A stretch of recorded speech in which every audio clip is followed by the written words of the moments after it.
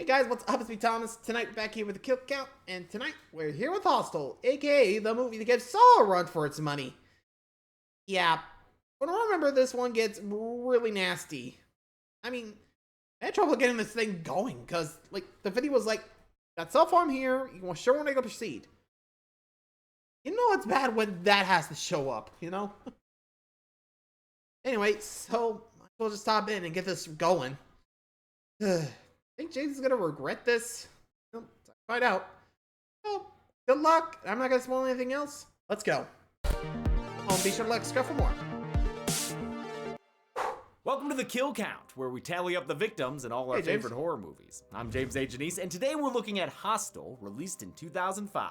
If 2004's Saw was the torture porn progenitor, Hostel is the movie that popularized the term, making good on the subgenre's gory promise. It follows three young idiot tourists as they backpack across Europe to get high and have sex. Their sexcapades lead them to a Slovakian hostel, which turns tourists into kidnapped victims for the elite hunting club, a place where wealthy clients can pay a few $1,000 to torture and murder people. Writer-director Eli Roth said he got the idea from a website offering murder tourism. I'd seen this website where you could go to Thailand and pay $10,000 to walk into a room and shoot somebody in the head. After briefly considering a documentary, he opted for a fictional narrative instead, combining it with an idea of backpacking horror from producers Chris Briggs and Mike Fleiss. Roth was coming off the success of his feature debut, 2002's Cabin Fever. With Hostel, he aimed to avoid the sophomore slump and push for even more visceral discomfort. He wanted a movie that didn't feel safe. And to that end, Hostel is a massive success. Your torture porn tolerance will strongly dictate your enjoyment of this film. Not everyone should see this film, all right? If you've heard of extreme sports, if you're into extreme entertainment, then Hostel is the one for you. And its violence isn't the only extreme thing. It's also super booby, with the first act sometimes feeling like softcore porn. It was honestly a bitch to blur. Just as pronounced as the blood and boobs is the movie's tone. It's peak mid-aughts meanness, a pure distillation of 2005. Which, perhaps surprisingly, actually makes me kind of love Hostel. I talk a lot about post-9/11 Bush era, but I have to again here, since Hostel is simply steeped in that zeitgeist. The American tourists are obnoxious and entitled visitors to other countries. Hey, I'm an American, I got right. And why wouldn't they be? This is the time of freedom fries and flag obsession, baby, when the rest of the world was expected to acquiesce to the US of A. How the hell are we supposed to understand this without subtitles? Fucking gay. This attitude stemmed from the fear Americans felt towards foreigners after the towers fell, which is really what this whole movie is about. Right now, nothing scares me more than those videos on the internet of Al-Qaeda terrorists decapitating people. It's the thought that you're in a room and no matter what you say or what you do, someone's gonna cut your head off. You can't offer them any amount of money, they're going to do it, and there's nothing you can do about that. It's the paranoia of the color-coded terrorism chart. The TSA that assumes everyone is a potential terrorist. That paranoia ends up being justified in this movie, where seemingly everyone in Slovakia is trying to traffic tourists. Americans fetch the highest price, probably since so much of the world was pissed at us during the War on Terror. Suddenly, in the last few years, with George Bush in office, everything has changed. You feel like people really hate us. They saw Americans as these characters, and to be fair, sometimes it felt like everyone acted this way back then. That bitch had the best fucking tits in Amsterdam. These characters are so period accurate that Hostel becomes a perfect preservation of an era. And similarly to how Rob Zombie movies sincerely look at hellbillies, Hostel is authentically frat, and not in a flattering way. The protagonists are rude, crude, and juvenile. Way worse than a slasher's average annoying teens. I hope bestiality is legal in Amsterdam because that girl's a fucking hog. The first half of the movie is spent learning to hate these guys, and then the second half is watching them get tortured. The movie basically dares you to enjoy it. And if you do, well, what does that say about you? At that point, you're basically paying to watch them suffer, which sounds a little familiar, doesn't it? Where there's smoke, there's fire, and where there's... You got a fire. Why does this always happen during kill count intros? I don't know, you tell me. You set this up. James, oh, hey, there you are, buddy. I'm here to help. Help with what the heck are you wearing? Said that you couldn't, do the kill count until you found a handyman. No, I said I couldn't not fill what the we kill meant. count until I found the handyman. Oh, the handyman? I don't know what that is. Oh, it's the latest product from today's sponsor, Manscaped. Oh, Manscaped. Oh, I love these that. guys. They're really good for taking care down there. Yeah, they are. And they're trusted by over 8 million customers for their hygiene and This trimming. handyman? But What now, is it? Manscaped can help keep that face baby smooth too with the Handyman razor. That's really interesting. It's a compact electric razor with a dual blade system to provide a quick, close shave and skin-safe technology to reduce nicks and cuts. So you don't need someone to repair the kill count set. No, but No, what no, I we're did good, need we're was good. to Thanks, clean up though. my 3 days of facial hair growth. You see, with the Handyman's 60 minutes of runtime, I like to keep it on hand throughout the day. But it's so small that I, sometimes forget to it. take it out of my pockets. I found it though, so now I'm all set to do some counting. So I came And over this for is nothing. why you usually No, gotta. not nothing, man. Because you Keep it in the bathroom, and huh? you can get 20% off your own Handyman razor by going to manscaped.com and Anyway, using our should code probably get the KILLCOUNT20. razor out. Cool. I don't just get one because I work for the company. Nope. But you do need Wah, to wah. leave. I am in the middle of filming a kill count. Yeah. Go. Go back to my cage. Back to your cage. Yeah. Okay. See ya. The cage? No. Okay. Moving on. Where there's smoke, there's fire, and where there's torture, there's kills. Let's find out how many and get to them. Huh. I think that whole tourism, American tourist stereotypes, kind of like exemplified today. Now I think like all the stories of like foreign tourists, like or American tourists go to a different country, offend someone, and well, you know what happens, right? Because I'm American, you gotta speak English. So I had to go there, but it's true. Well, anywho, get to it. Let's get this out of the way. We also, and hopefully, we'll keep our lunches down. Let's go. The movie begins with Bloodsport Hygiene. They're getting this club nice and ready for us. Backpacking buds Paxton and Josh are importing American rowdiness to Amsterdam. I'm fucking awesome! They're rolling with an Icelandic bro named Oli they met in Paris, and the three of them are getting down and dirty in the Netherlands. They smoke weed with director Eli Roth, get into bar fights slinging homophobic slurs, and have dirty bathroom sex. At least Oli does. Why? Paxton and Josh are having a harder time getting No laid, dice. which Paxton blames partially on Josh's fanny pack. I hear they're coming back though. Producer Are Dan they? Frisch there knows. These shitbags are disruptive interlopers, completely dismissive of the locals. They only care about getting fucked and getting fucked up. The closest act of decency we see comes from Paxton. We can't rail a girl who's in a coma. What an ally. He's played by the very handsome Jay Hernandez, last seen on the show violating the quarantine, 6-foot rule in quarantine. Paxton may be a prick, but Hernandez plays him well. There's a later scene where he talks about seeing a girl drown when he was younger, and it almost makes you like the guy. Pax and his friends stay Yeah, up all night to unfortunately, get you know lucky that's not at a gonna last brothel long. so hardcore, even the shadow puppets get it on. Everyone has a good time except for Josh, who's reeling from a recent breakup and isn't comfortable with sex workers. Even with Oli picking up the tab, Josh can't provide the tip. The brothel scene was heavily cut to earn an R rating. I think the crew got a little too excited filming it. Naked girls everywhere, naked girls everywhere. The boys end up staying Calm down, out so Tomas. long they get locked out of their hostel after curfew, and since they're loud asshole Americans, they wind up getting bottles tossed at them. Lucky for them, a local sex creep named Alexi takes pity on their horny plight and offers them shelter and reassurance. Not everyone wants to kill Americans. Just everyone in this movie. Alexi's Pretty a much. kindred pervert who also has no problem watching his friends have sex. He shares a slideshow of him having sex with multiple ladies and says it's easy to score further east, like in Slovakia. Well, a stranger saying they can get some strange is enough for these fucking idiots to alter their travel plans and head towards Bratislava. PAX West becomes PAX East. On the train there, Yeah, this is not gonna end well. Come on. Like, I don't know. I think I would just stick the course. Like, dude, if you don't know anything about the area, don't go there. Might end up in a situation like this. Just saying. Not the best idea. Huh? there they meet a Dutch businessman who eats salad with his hands like a fucking psycho. I like to have a connection with something that died for me.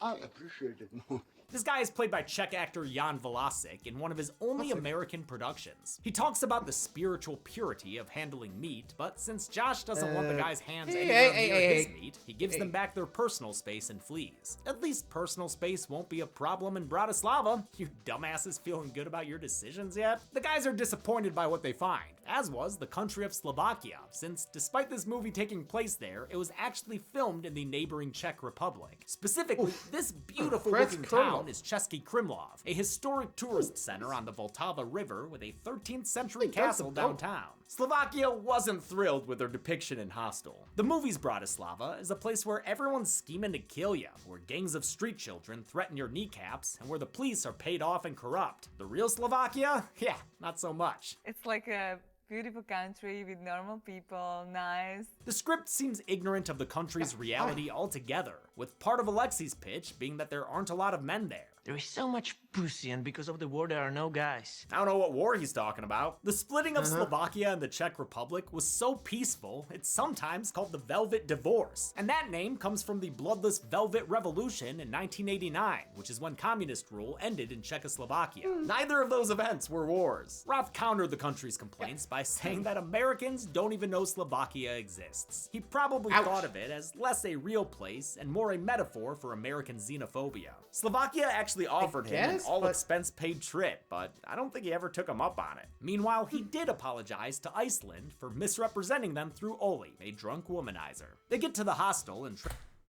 I mean, I get it, but could have just said it was like a different country? Like, I don't know. Like, hard to say. Like, I probably feel bad for Slovakia. Like, again, James said, not that bad. But still, I don't know the way they described it, but again, I think that was the gist of it all, because, you know, American xenophobia, 2005, you know, 9/11 is still fresh in the minds, you know? Mention the war. I guess if it was Middle Eastern, I think I would have gotten it, but I don't know. Even back then, I think I would have been like, okay, a little too xenophobic for my taste, thank you. I don't know, like I said. Hard to say. What about you guys? How would you feel about this? Anyway. Trade their passports for keys to a room that they'll have to share. Roommates, huh? That's gay.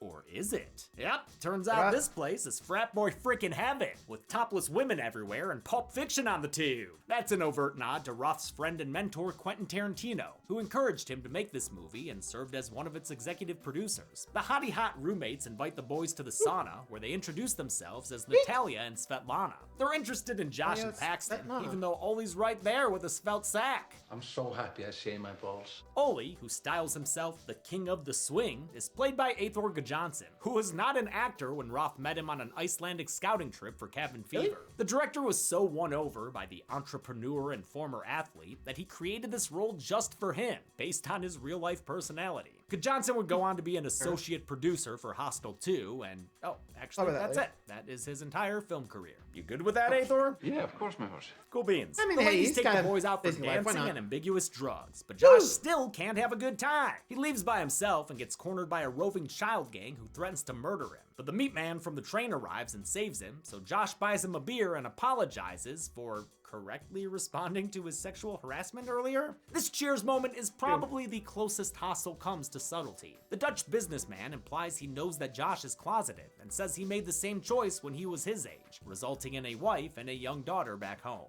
The way Derek Richardson plays it, the Dutch businessman might be right about Josh. It gives the character more dimension and a reason for his homophobia, though of course, not an excuse. Kinda coming out to a strange guy at the bar doesn't stop Josh from having synchronized sex with his boys though. Well, one of his boys. Oli's missing come morning. A Japanese tourist named Kana has very 2005 evidence that Oli ran away with her friend. The boys do their due diligence trying to find Oli, even stalking a random guy through a torture museum with the coolest ticketing system ever. When they get a weird text from him, it's enough for Dumb and Dumber. They give up, reasoning that they don't even know the guy. Hell, it wasn't until the train ride over they found out he has a 6-year-old daughter. Too bad that kid's an orphan now, since Oli is revealed to have been decapitated inside this Dave and Buster's of thrill killing.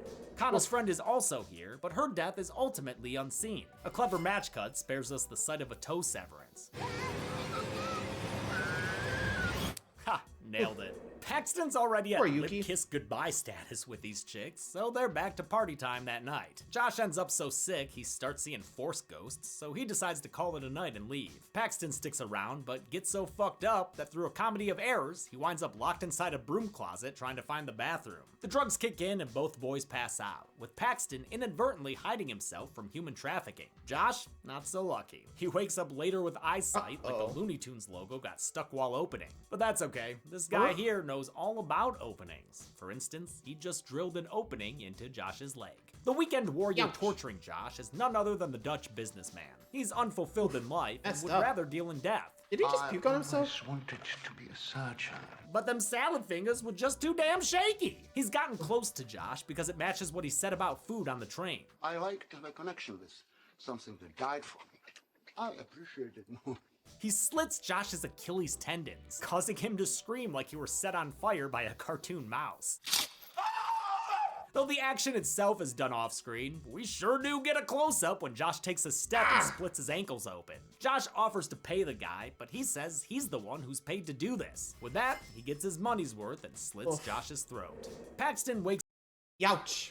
Poor Josh. And all like two. Man, it goes to show you really gotta be careful where you're going. And I don't know, man. Really gotta be careful. Especially when you're going overseas and you don't know the area. So again, not saying this because of Slovakia. Again, depends on where you're from.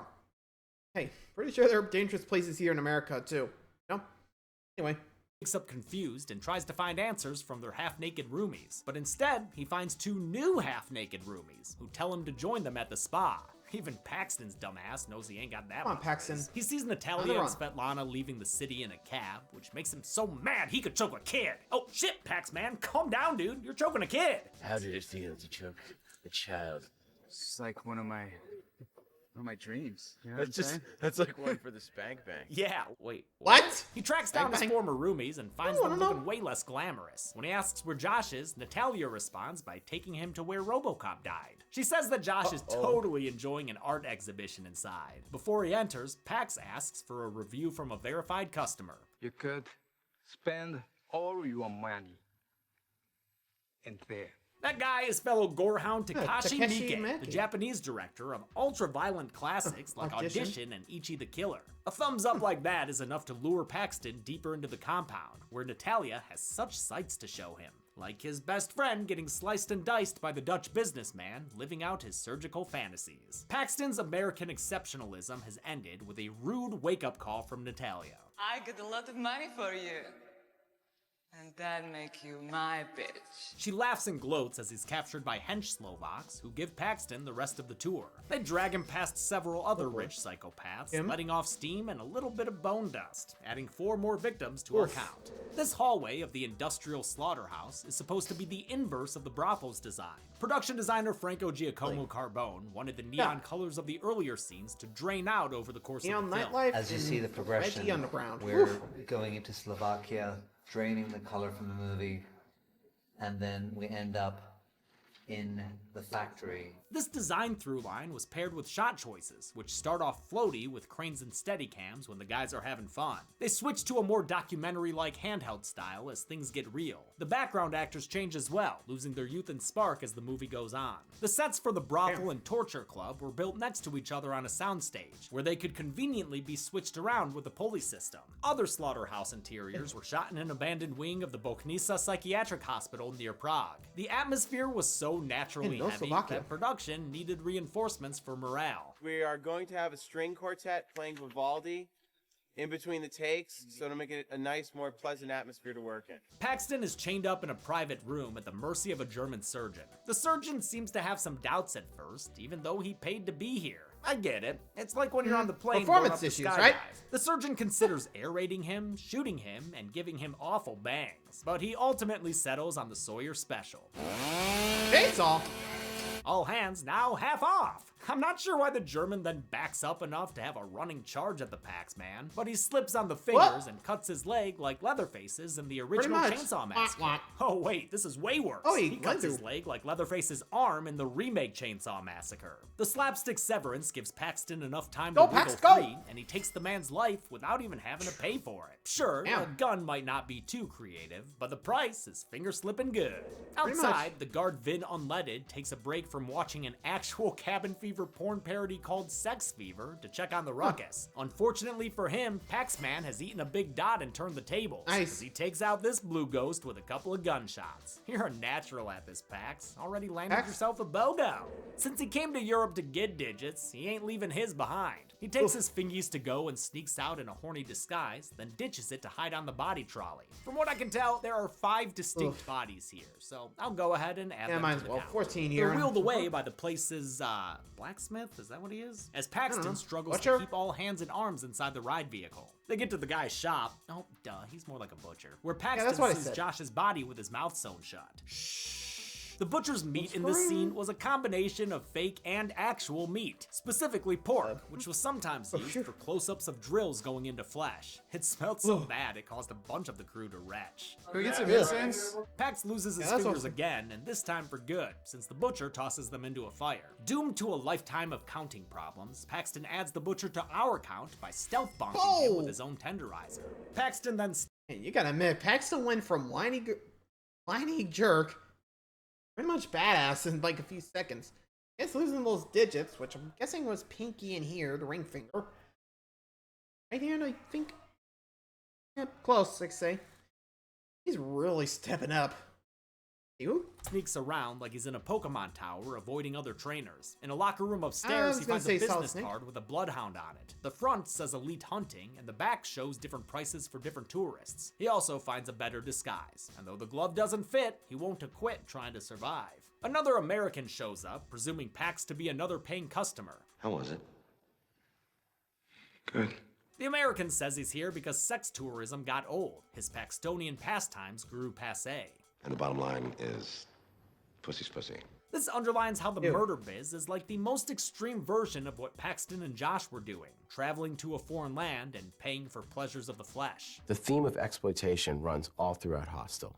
You know, what these guys are doing in Amsterdam with these hookers, they're walking into a room, paying to do whatever they want to them, is the same thing that these businessmen are doing later to them. They're walking into a room, paying to do whatever they want to them. The Yank ain't sure at first if he wants to kill his victim quickly or take it slow. He opts for a slow weapon, so Paxton's more than happy to take the fast one himself. He makes it out to the parking lot, but just when he thought he was out, he hears Kana screaming, and god damn it, they pull him back in. He spies with his little eye, Kana missing one of hers. Her face is so fucked up here that I'm just gonna have to blur it for the rest of this video. Shit. They called this effect the eyegasm behind scenes, and it is super duper fucking gross. The amateur optometrist is none other than the American customer. Paxton saves Kana by making sure the guy's shots are up to date. And now it's time for cleanup. In what has to be the single most difficult moment of the movie to watch, Paxton cuts Kana's torched eyeball off. Oh my god, and then a bunch of yellow pus squirts out. Jesus fucking Christ. Oh, this barfest and all of the movie's effects were done by the legendary K&B. The first person I cast censored, but still, you gotta admit. The company had done effects for Cabin Fever, and Roth was thrilled to have them back to make more fucked up shit. This is really beautiful, intricate work. The melted eye was one of the first things that they designed.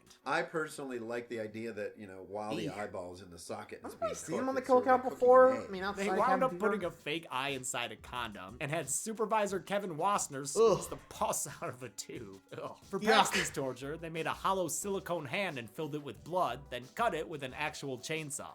Up. That works. Down.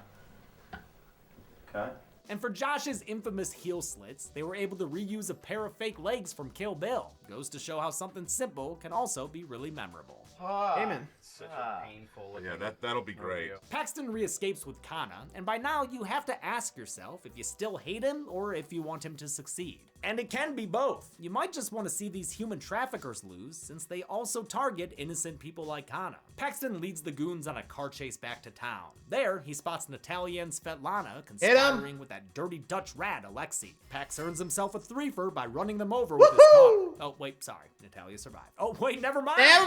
Double hit. These awesome stunts were filmed multiple times on a public road. With a stunt performer I wish they had credited by name here. At one point, she breaks the windshield with her head. Hot damn. Oops. Paxton turns onto the child gang turnpike, but thankfully, he's got an easy pass. A big-ass bag of candy. Now on his payroll, the kids stop the car tailing him and go adorably home alone on Oh shit, these kids are wrecking They actually are killing now them. that is an Oliver twist. Seriously though, it's disturbing to see kids smiling and killing all for some bubblegum.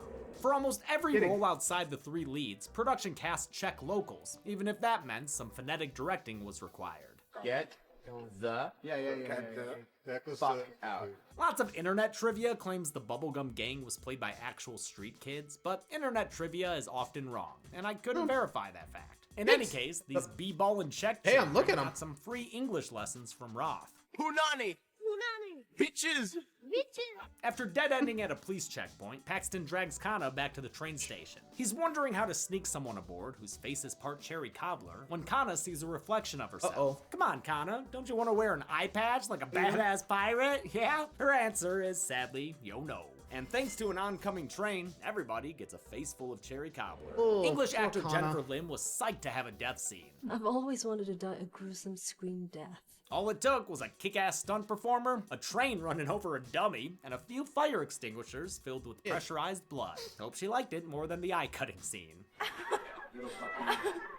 Instead of joining her suicide squad, the distraction lets Paxton sneak on board the departing train. It'll take him back west to less scary countries. En route, he hears a familiar voice getting weird about meat. It's the Dutch businessman, and when he gets off the train to take a more luxurious poop, Paxton makes sure the bathroom is geschlossen for business. He taunts the squatting Dutchman with the club's business card before attacking. He cuts off the guy's fingers, just like he lost his own, then gives the Dutchman some atomic swirlies, presumably in his own piss. Finally, he shows him an opening by giving his throat an inglorious hole. Paxton gets back on the train like nothing happened and rides it away as the movie ends. At least in the final version. An alternate ending saw Paxton kidnap the Dutch businessman's daughter as payback, but test audiences didn't like it. Jay Hernandez didn't either. I did not like that at all. Yeah, I'm guessing that's best. Nah, that's fucked up. Did we get the numbers we paid for in this hostel? Let's find out and get to them. Whoa! Alright, who didn't pick up their fingers? You know the Roomba just kind of pushes them around. Not me. I have my own fingers here. I counted 23 kills in Hostel. 15 victims were men and 8 were women, giving us a pie chart as Nearly blue 2 as to the 1. movies that play at a brothel. We've seen that count in 4 other movies, Jason and the Hell, same Freddy gender vs. Jason, breakdown in Jurassic Freddy vs. World, and Jason, Beyond Reanimated. but only the special Nightmare edition, which was the second of 3 times I covered that movie. With a runtime of 93 minutes, that left us with a kill on average every 4.04 minutes. I'll give the golden chainsaw for coolest kill to Josh. Not so much for the throat slit, but those damn slit heels are an unforgettable sight. Dom Machete for lamest kill goes to the American businessman. Dude fucked up Kana's face, but got a quick and easy death from a few gunshots. And that's it. Hostel premiered in Iceland in late 2005 and opened wide in January 06. It made more than 80 million on a budget of less than 5, so Hostel Part 2 was rolling by September the same year. Will I cover it? Of course, my horse! But until then, I'm James A. Janice. This has been the Kill Count. Thanks a lot for watching. Well, I hope you kept your lunches, cause yikes. Honestly, the whole kidnapped daughter thing, I think just killing them would have been enough. And hey, one kid an orphan, guess what? Your kid gets to be the orphan. Just saying, how it goes. Christ, that was messy. And the fun. I'm not gonna say anything else. Anyway, until next time, guys, thanks for watching. See ya.